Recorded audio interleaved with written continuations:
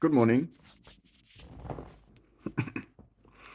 I told you that I believe Nietzsche's philosophy is the most life-affirming philosophy that we have.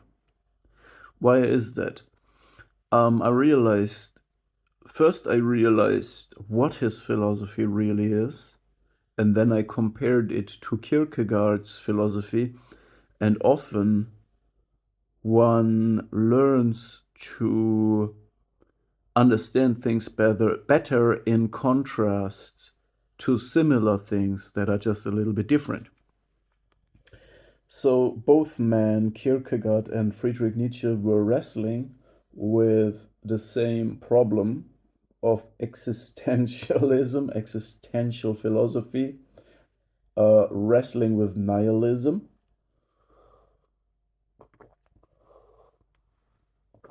And this wrestling they did also reminded me a little bit of neurology and the question about free will. Nietzsche had to say a lot about this, but I think we can't go into this right now, right here, because in the 1800s century, or when Nietzsche lived, 1800 something, he he already predicted correctly what neurologists later will um, subscribe to or prove.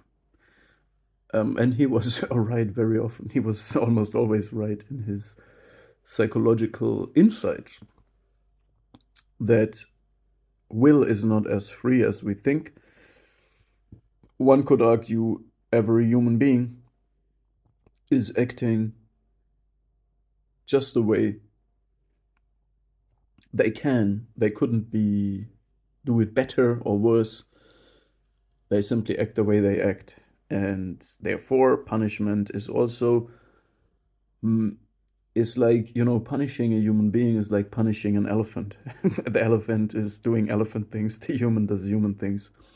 So, in other words, yeah, we don't go into this discussion, but what I want to say is most philosophers, including um, Jordan B. Peterson, at a moment say even if the will is not so free, it doesn't matter. We have to assume that will is free. We need punishment and we need to make people responsible. And this is the whole order of the world we're living in at the moment. So if we would change this fundamental assumption, we would have to change everything. And maybe we have to. But right now, we have to say we believe the will is free.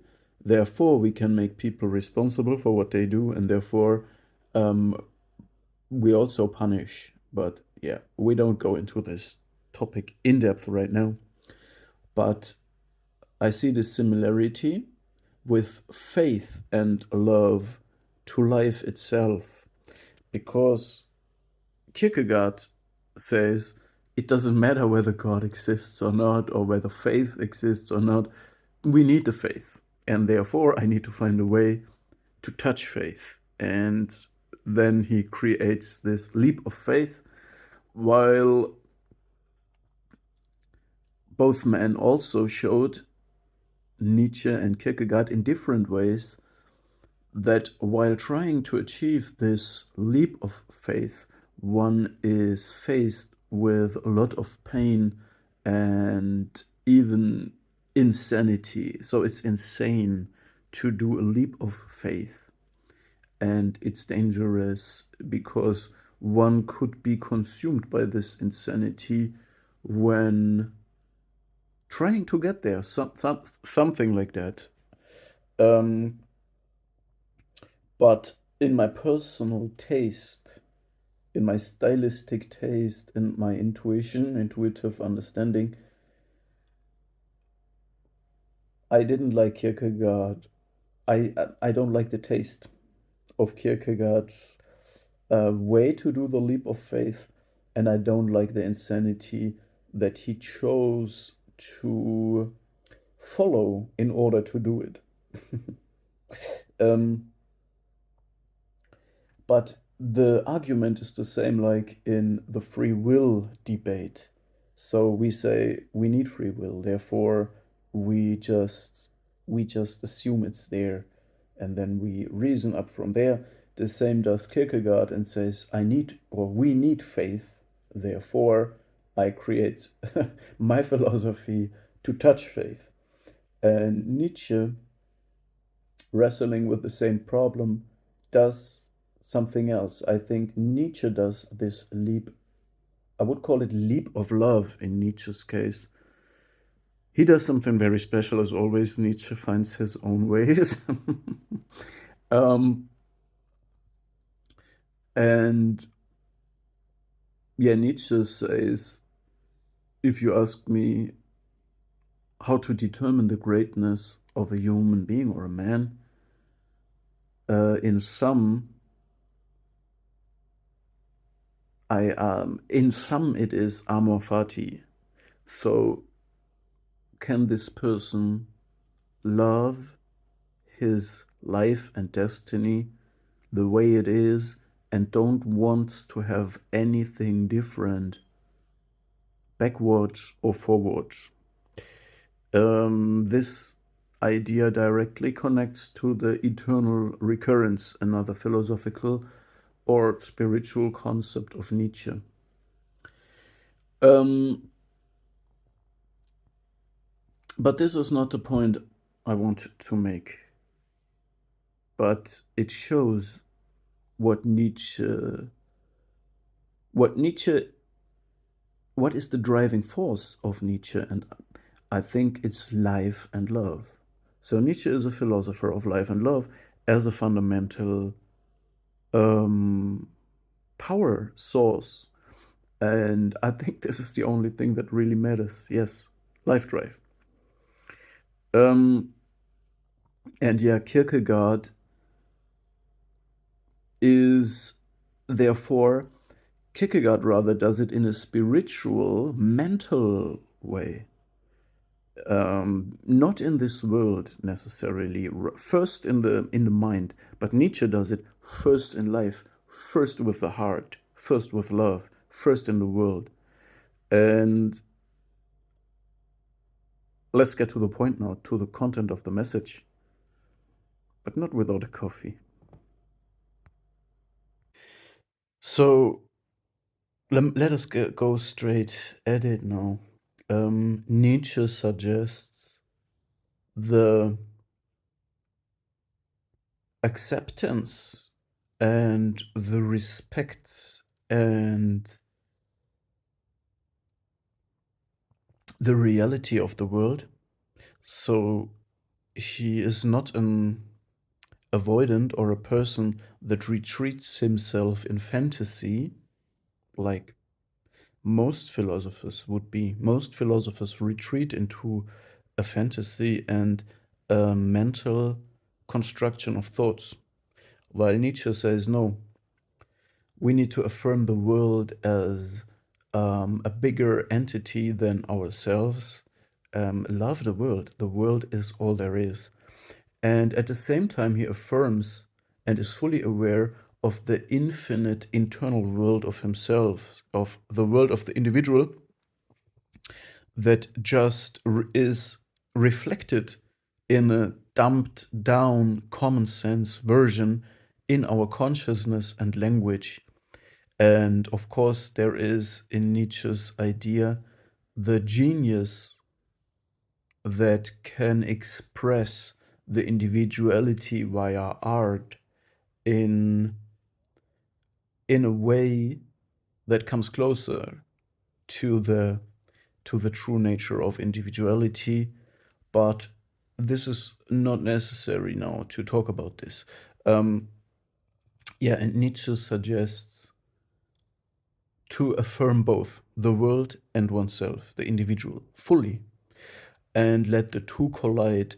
And this is why Untergehen plays such an important role, the going under, in his philosophy. Um,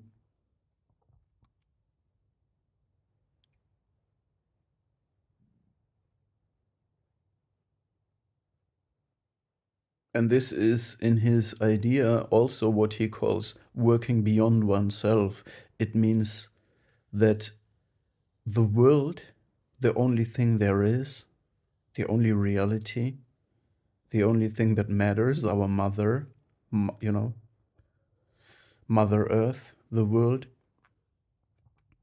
all the wisdom, everything out there, and then this infinite individual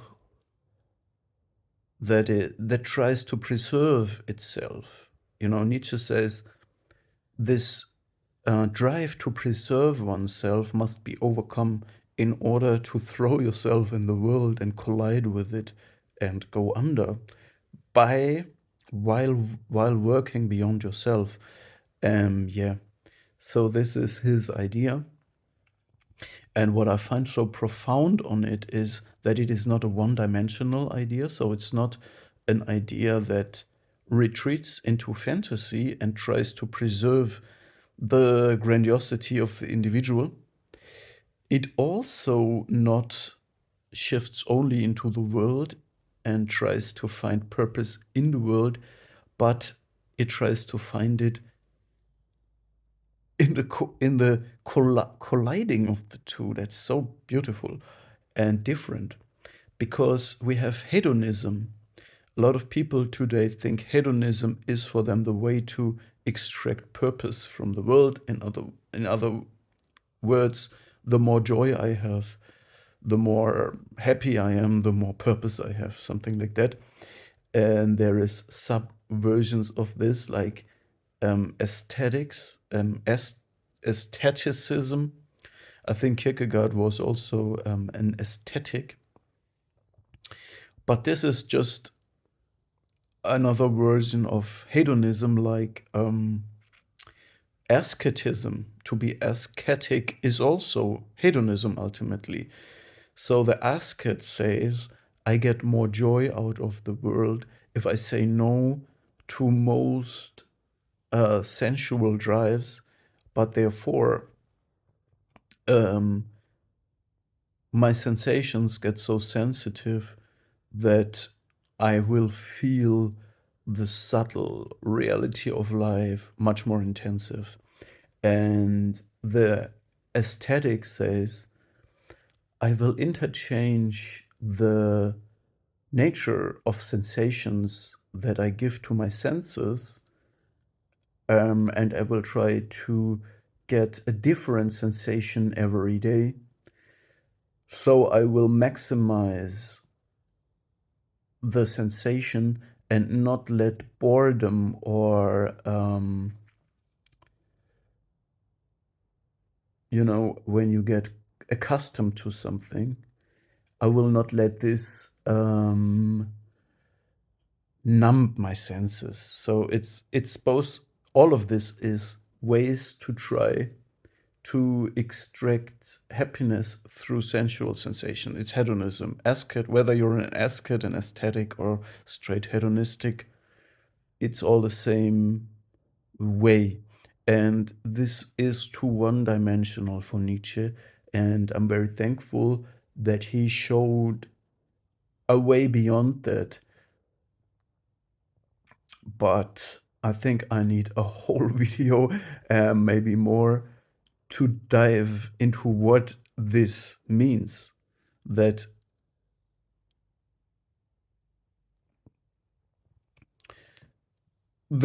how these worlds collide, the world of infinite individuality and the world, and what does this Untergehen mean, and what, yeah, I need a whole lot of time, and this opens up a lot of room for interpretation.